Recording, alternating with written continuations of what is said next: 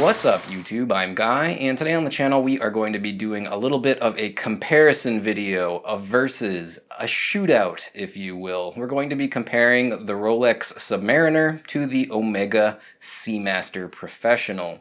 The Rolex Submariner is my personal watch. It is the modern 6-digit reference ceramic Rolex Submariner with date, and the Omega Seamaster is the Omega Seamaster Professional or the Omega Seamaster Diver 300M. Now there is a brand new Omega Seamaster on the market as of 2018. It's only just beginning to creep into watch shops and boutiques for sale as of September 2018. This is not that version. This is the version that's been on the market for several years. It is technically now the prior generation version, but truth be told, I think it's the one that I prefer. Before we jump over to the tabletop and start looking at these watches, let me give a quick shout out to my friends at Exquisite Timepieces. This Omega Seamaster is on loan by them, and a big thanks to them for letting me borrow this watch. Exquisite Timepieces is a brick and mortar authorized dealer of over 50 different brands in the Naples, Florida area. They've been in business for over 20 years, and they carry brands such as Nomos, Oris, Grand Seiko, and of course, Omega, some of my all-time favorite brands. Now, they have a selection of both new and pre-owned inventory that is absolutely outstanding. If you'd like to learn more about Exquisite Timepieces, hop over to their website, exquisitetimepieces.com, or give them a shout on the phone. If you happen to call them up and talk to Evan, let them know that you heard about their store from Guy and the JustBlueFish channel, and hopefully they'll continue loading me watches in the future. So a couple of weeks ago now, I did a standalone review on the Omega Seamaster. I wanted to do a straightforward, simple review on that watch, setting up a foundation for my overall opinions and outlook on that watch. Truth be told, I was never really super impressed with the Omega Seamaster. For the several years that I've been a watch enthusiast, that watch just never really did anything for me. I was always very lukewarm on it. Nothing really made me hate the watch, but nothing really made me love it either. But after having had the opportunity to check it out for a while and have it here, I have to say that I actually really like that watch a lot now. The reason that I'm giving you this information is, number one, to encourage you to go watch that standalone Seamaster review. But number two, to make clear that I don't have a very strong bias against the Seamaster or towards the Submariner. I do prefer the Submariner. I'll get that out of the way right up front. I own that watch, I love that watch. But I don't dislike, as a matter of fact, I really do like the Seamaster. So again, there's not a strong bias one way or another here. This is going to be a very objective comparison. The Rolex Submariner versus the Omega Seamaster. I'm almost not even sure how to compare these two watches. Certainly the two most important, influential dive watches to have ever been made, at least in the modern era of dive watches. These are the two watches. Both are absolutely outstanding. They're just practically flawless watches. And picking one over the other, certainly not going to be simple. So when we come in here a little bit closer, when we talk about these watches in terms of quality, let's get started with the overall fit and finish, the cases in particular, the brushing, the polish work, and as well as on the bracelet. It's honestly relatively equal. That is to say, they're both outstanding. I can't really tell much of a difference in terms of the overall fit and finish on these two watches. I think they're both outstanding. That's just the only way to describe it. But what about style? Stylistically, the design of the cases, the design of the bracelets, the overall, I want to say feel maybe, of the finish work. It's different. On the Submariner, first of all, the style of the case. Pretty contentious. Some people love it, some people hate it. What we're talking about is the super case. Those big chunky lugs. The somewhat thin tapering bracelet. The very simple utilitarian style of the finish work. No So no real strong beveled edges, all just very straightforward and clean, and again, simple. Do you love it? Do you hate it? Well, personally, I do love it. I think that the overall look and feel of this watch is outstanding. On the other hand, I think that the look, the style, the aesthetic of the Seamaster is also great. Those twisted lugs, that profile with the big, thick beveled or chamfered edges, the sides of the case, very angular, very, very nicely done. The attention to detail that they even bevel and polish the lower edge of the case on this watch. It's all top notch. They really didn't skip or skimp on anything. The overall fit and finish is great, and the design is nice too, albeit maybe it feels a little bit dated. That may or may not be a problem for you. For me, it's not a problem. It kind of has a sense of, I don't know, nostalgia, if you will. I like the 1990s feel that I get from this watch. The bracelet, much more decorative than the bracelet on the Submariner. There's no real taper, at least not any significant taper. 5-link style bracelet instead of the 3-piece oyster style. And those center links have a bit of polishing along the right and left edges. It's very nicely done, and really it's just going to boil down to, again, personal taste. What do you prefer? I do prefer the Submariner, but I think that the Seamaster is excellent as well. When we talk about crowns, I think that the Submariner's crown is done a little bit better. It's a little more oversized. I think the grip or knurling, the texture, is better done. Overall, easier to operate and manipulate. Not that the Seamaster's crown is bad, mind you. It's just smaller, so a little bit more difficult to use. The crown guards I had mentioned on the Seamaster review, I'll kind of go over it here again a little bit. I don't know if you saw that original review of the Seamaster, but you see how the crown guards come off here into this little point? What does that look like to you?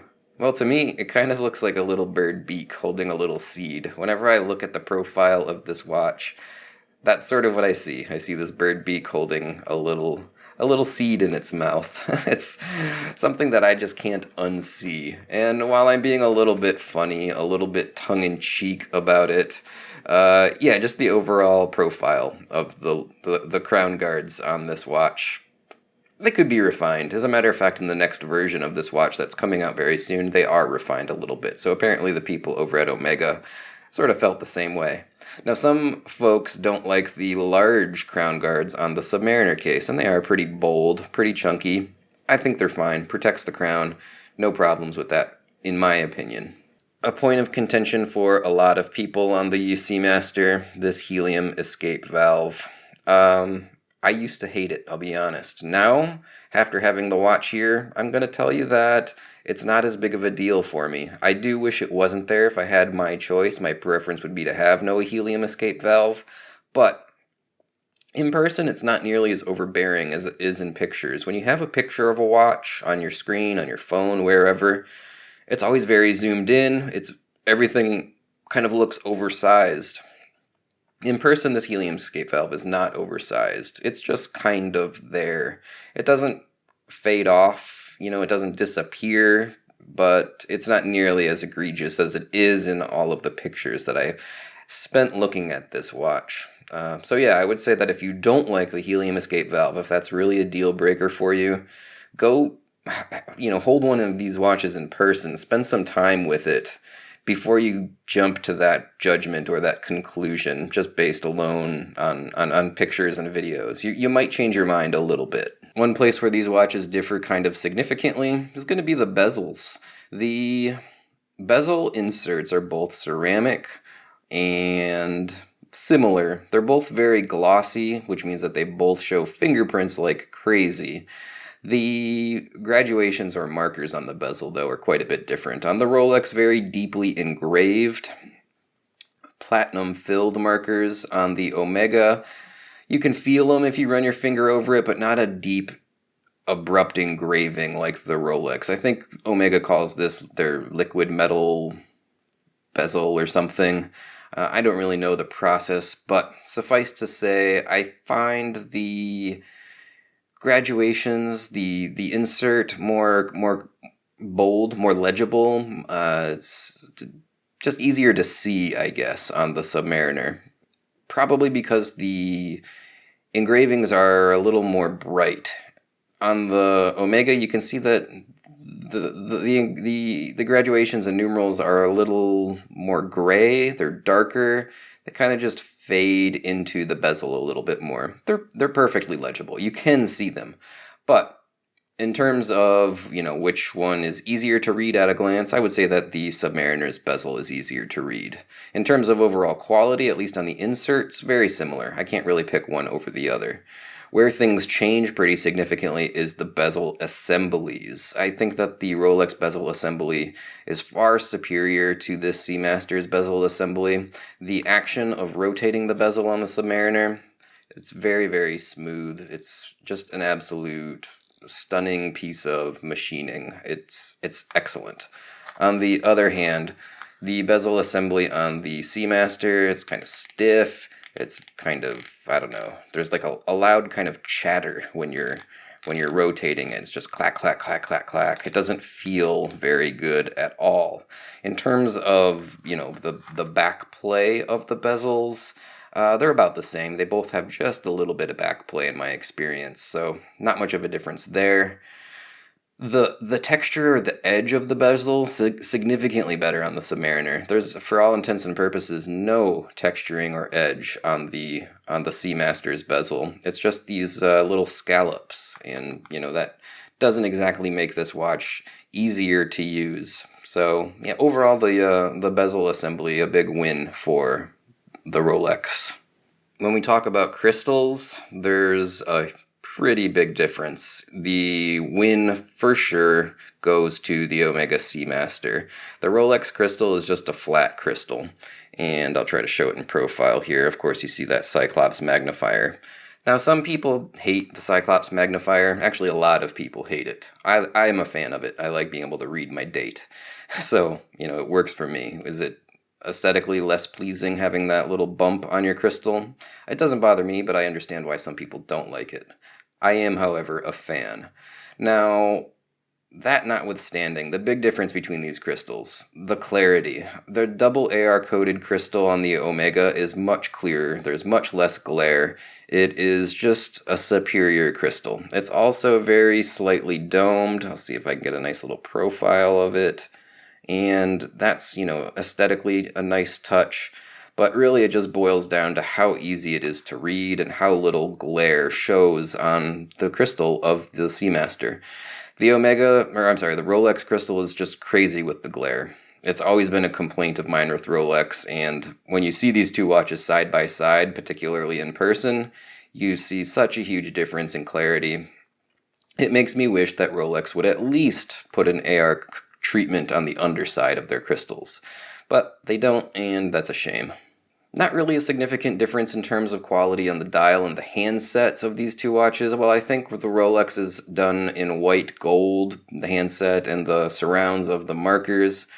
And I think the Omega is done in stainless steel. The rest of the work on the dials, pretty similar, pretty equal. The printing, the Omega has the applied logo, Omega logo up at the top, and Rolex is entirely printed.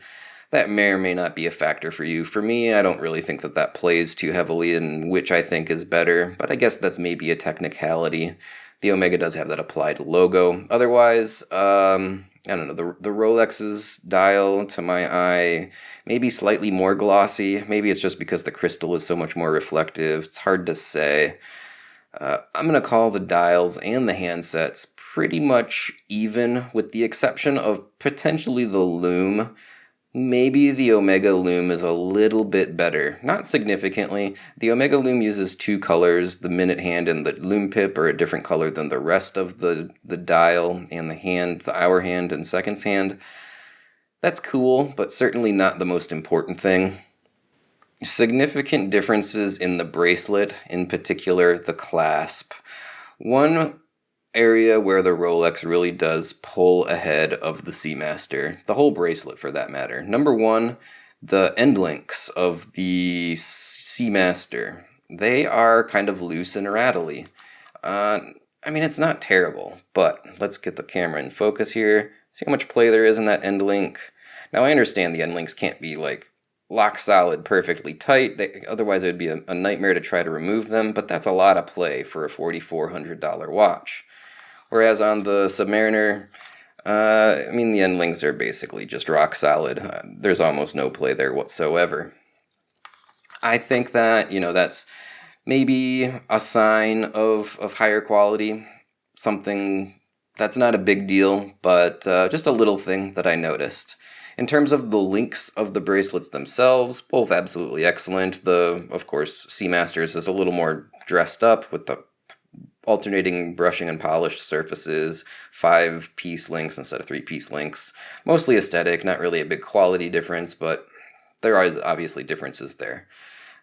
Finally, there is the clasp. That's the big difference. Of course, like I had mentioned, end links, give the check mark to the sub.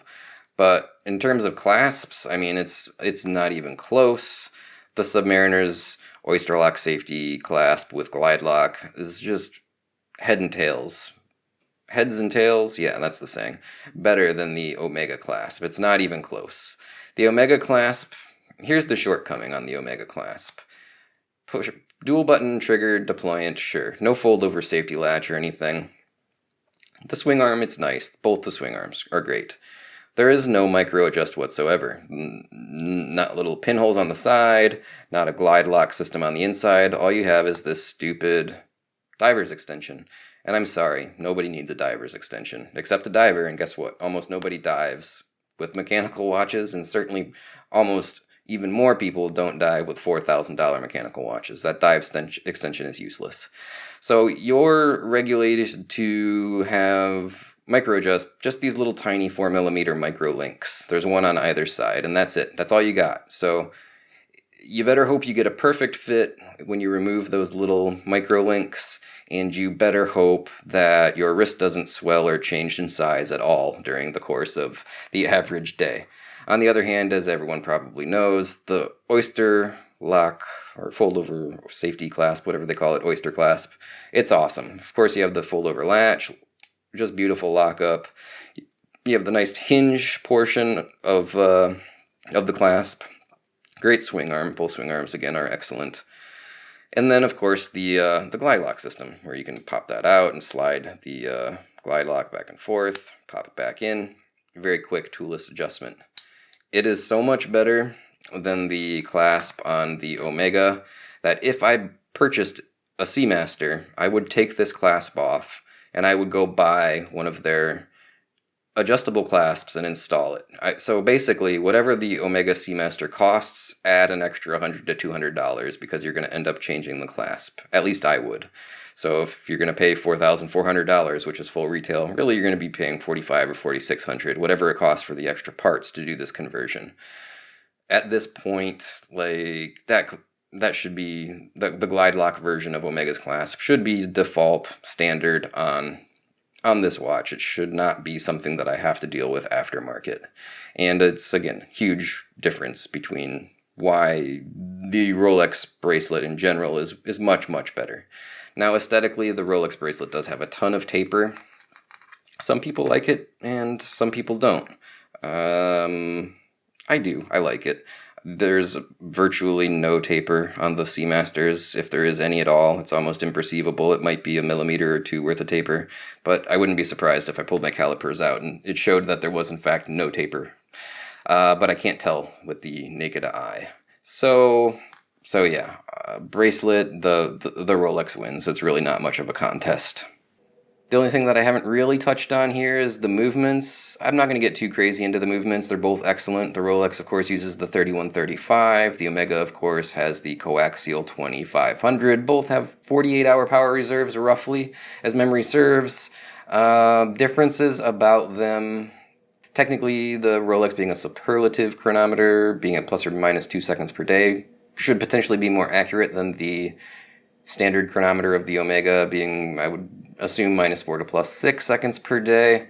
The Rolex runs at 28,800 vibrations per hour, whereas the Omega runs at 25,200, so you're going to get a slightly smoother sweeping seconds hand. That might be a factor that people care about. Not really for me. The Omega does use the George Daniels coaxial escapement, which in theory is better than the standard Swiss lever escapement in that it creates less friction, so you need less lubricants, therefore extending the service life in theory. I don't know how that really holds up in practice or in reality, but on paper, that is supposedly the case.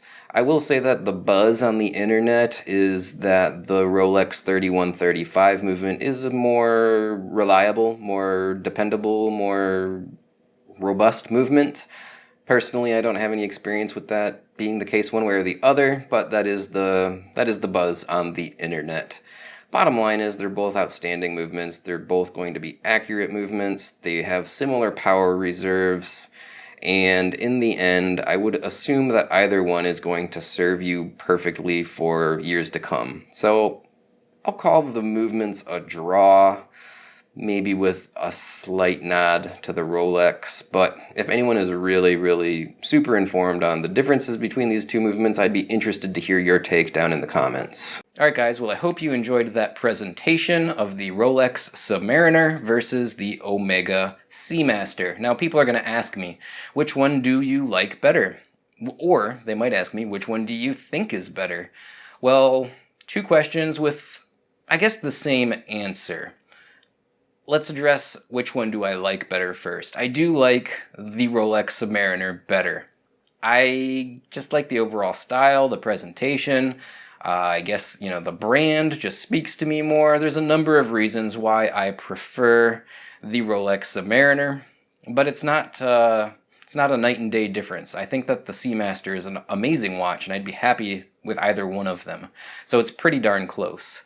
Now, which one do I think is better? Well, that's even a heck of a lot closer, especially once we start talking about value for money, because the Seamaster is about half the price of the Submariner.